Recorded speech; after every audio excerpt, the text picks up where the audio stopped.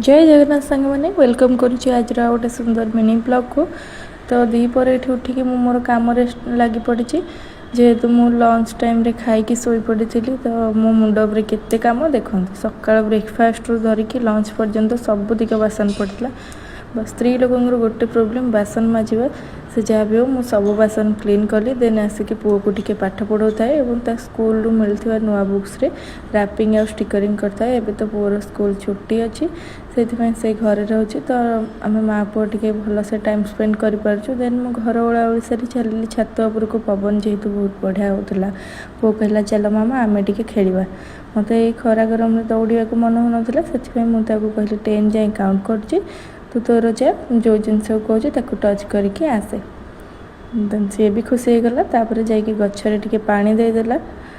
तापर आम चलिए संध्या देवाई संध्यारे मो पुओ मत एमती हेल्प करे संध्या दे सारी भागवत पढ़ी। आज भिडियोटी मुझे शेष करुँची।